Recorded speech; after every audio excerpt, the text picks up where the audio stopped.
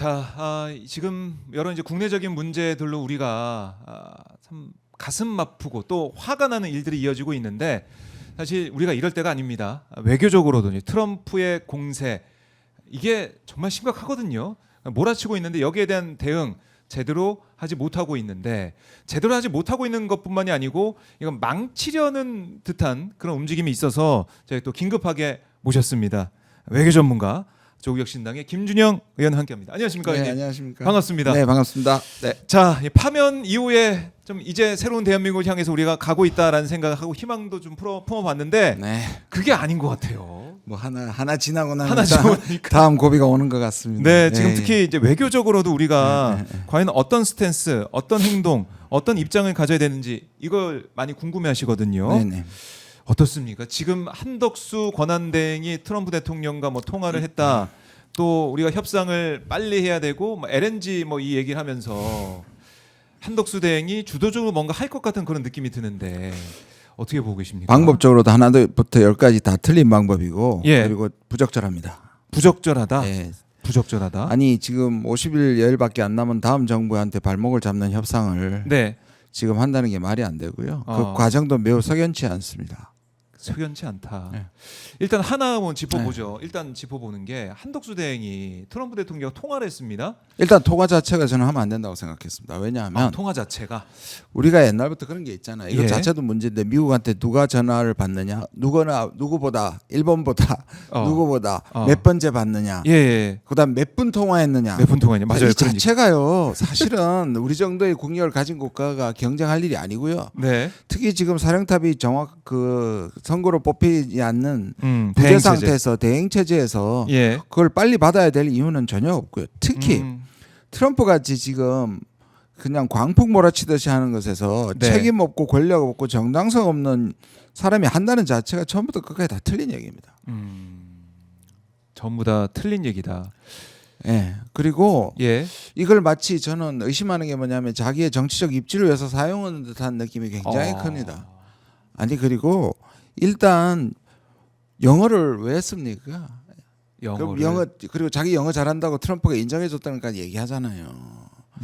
그 기억나세요? 한덕수가 총리로 있을 때 외신 네. 기자들하고 그 이태원 얘기하면서 픽 웃으면서 농담했던 거 기억나세요? 영어로? 예. 그만큼 여유를 부리면서 영어 잘한다고 자랑하면서 실제 본질은 있고 공감 능력을 잃었던 기억 나실 겁니다. 하나도 변한 게 없는 사람입니다. 네. 저는 매우 부적절하다고 생각합니다. 그러니까요. 그 헌법재판관도요. 네. 이 문제는 조금 벗어나지만 얼마나 예. 오바냐 하면 트럼프가 또 그렇게 좋아하는 트럼프가 오바마 때 갈랜드 대법원 판사를 임명하러 가니까 네. 트럼프가 뭐라 했냐면 절대로 하면 안 된다 그랬습니다. 자기 취 취임이 예정돼 있는데 지금 나가는 대통령이 해서는 안 된다고 얘기합니다. 저는 오히려 이거를 네. 유력 주자들이 아주 따끔하게 그 좋아하는 미국 얘 갖다 붙여서라도 얘기를 해야 되고요. 그 다음에 저는 제일 지금 문제가 되는 게 뭐냐면 예. 자기가 대권 출마할 거냐 대선 출마할 거냐는 얘기를 했다는데 여러분 어제 그제 외교부의 그 답변이나 그러니까 대정부 질의 그 차관의 답변이나 또는 보도 자료에 보면 네. 정상 간의 대화는 말할 수 없고 그것은 비밀이라 구체적인 것을 밝힐 수 없다 그랬습니다. 그래서 보도 자료에만 내는 걸로 한정이 됩니다. 네. 근데 이게 뒤에 흘러나왔잖아요. 언론에 의해서 그죠? 네. 중앙일보입니까? 뭐. 예. 그러니까 트럼프가 그 말 했다는 게 네. 이거는 저는 확실하게 의도적으로 흘렸다고 생각하는 게 뭐냐면 만약에 자기가 원하지 않는 발언을 누군가 흘렸다면 네. 이거는 비밀 누설죄입니다. 그래서 색출하고 책임을 물어야 됩니다. 비밀 누설죄. 근데 그냥 뒀다는 거는 의도적으로 흘렸고 간을 봤다는 겁니다. 매우 치밀하고 사악한 짓입니다. 그렇네요. 그러니까 이게 우리가 생각하면 뭐 통화 내용이 이게 보도가 되고 알려지는구나라고 네. 의례적으로 생각할 수가 있는데 그게 아니라 비밀 누설죄. 그럼요. 그러니까 보도 자료에서 전체적인 분위기는 전할 수 있는데요. 거기서 안 나왔던 얘기가 나왔던 새 나가는 얘기를? 거잖아요. 이거는 비밀 누설죄고요. 네. 정말 이런 것들 원하지 않았다면 누가 알렸냐, 전원했냐고 색출하고 책임을 물어야 되는 건데 네. 오히려 이걸 지금 퍼뜨리고 있단 말이에요. 음흠. 영어 잘하는 것도 마찬가지예요. 그게 보도 자료 나옵니까? 안 나오죠. 안 나오죠. 그럼 구체적인 건데 외교부는 입만 띄면 그런 정상 간의 대화는 구체적인 거 밝힐 수 없다 비밀이라고 얘기하는데 네. 그 앞뒤가 안 맞잖아요.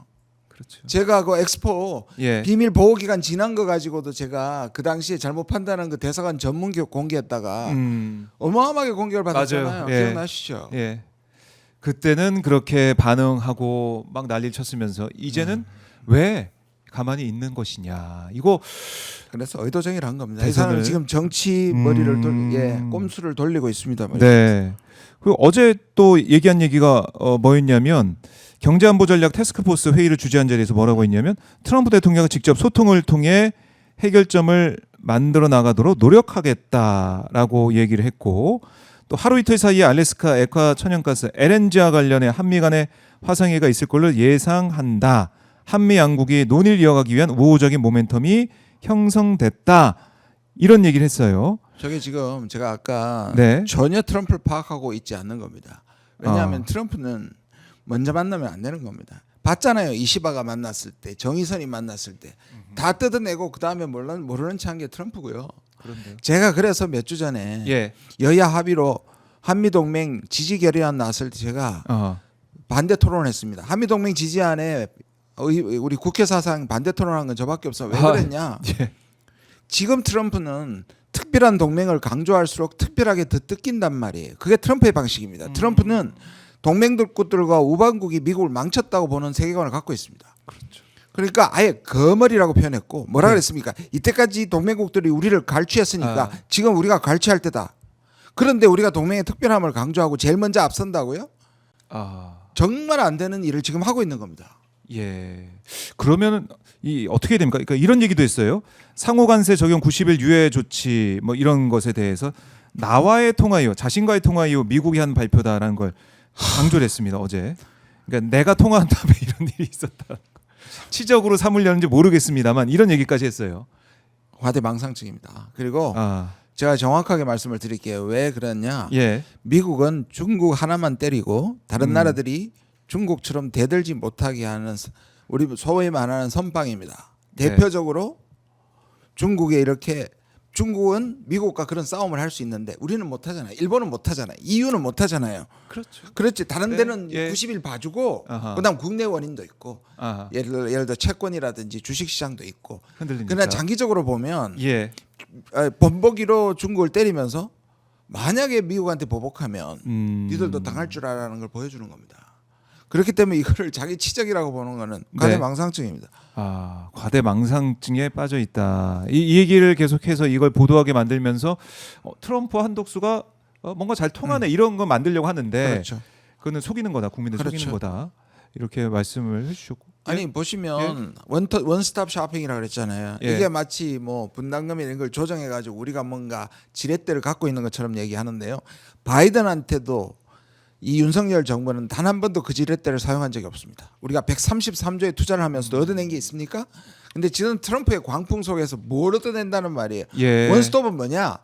경제 안보 한몫에 트럼프가 다 털어먹겠다는 얘기입니다. 그 미국에 좋은 거네요. 그게 원스톱을 그렇죠. 한다는 게 우리가 전혀 도움되는 게 없이 지금 잘 보십시오. 예. 러시아나 중국은 거꾸롭습니다. 트럼프는 거래주의이고 이익 우선입니다. 그러면 누구한테 제일 손쉽게 뜯어낼 수 있을까요? 미국에 의존하고 있는 나라겠죠. 빚지고 있는 사람들. 그렇죠. 그러나 그게 캐나다나 멕시코 이럴처럼 경제보다 우리는 안보가 절대적으로 미국한테 의존하고 있고 경제도 미국 시장에 의존하고 있고 그래서 예. 지금까지 투자를 하고 있잖아요. 제일 취약한 국가가 한국하고 일본인데 특히 일본보다 한국은 국내 시장 의존도가 작아서 다시 말해서 수출 의존도가 너무 커서 미국이 생각하는 동맹국가 우방국 중에 가장 취약합니다. 심지어 인식적으로도요. 지금 말하는 것처럼 트럼프한테 당당히 버티는 정치인 하나 없잖아요. 그런데 지금 저런 식으로 만나가지고 그것도 50일밖에 남지 않은 대행 정부가 네. 만나면요 다 뜯깁니다. 제가 단언할 수 있습니다. 그리고 그러겠죠. 예. 한미동맹이 특별해서 뭐 여기 줄였다. 그렇게 안 그런 짓을 안 했으면 좋겠는데 이미 뭐 한미동맹을 강조하면서 이 문제를 풀어가겠다고 하는데요. 네. 저는 믿지 않습니다. 한미동맹 강조하면서 자기들의 사적 권력을 위해서 국익을 훼손할 일만 남아 있습니다. 네. 자, 지금 뭐 알래스카 LNG 대해서도 얘기를 하면서 어쨌든 한덕수가 뭔가 좀 하려는 듯한 그런 느낌에서 들기 때문에 네. 여기에 대해서 우려를 하고 있는데 그래서 절대 안 된다라고 말씀하고 계시고 지금 미국에서는 이 협상 이제 바로 한다 이런 얘기를 또 하고 있는 거 아니에요? 예, 예. 미국에 예. 이제 몰아치겠다라는 건데. 자, 잘 보십시오. 예? 중국은 지금 마음대로 되지도 않고 중국은 너무 준비가 잘 되어 있어서 미국보다 훨씬 더 지금 오히려 가진 게 많고요. 예. 뭐 국채를 중국이 많이 가지고 있다든지, 그다음 중국 자체 개발이라든지, 특히 지난 4년 동안에 중국은 대미 의존도를 어마어마하게 낮췄습니다.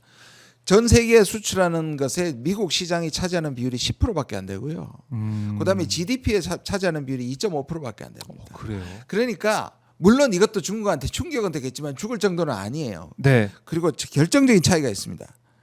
뭐 부러워할 일은 아니지만 미국은 여론이 있고 시장이 있는데 중국은 그게 없습니다.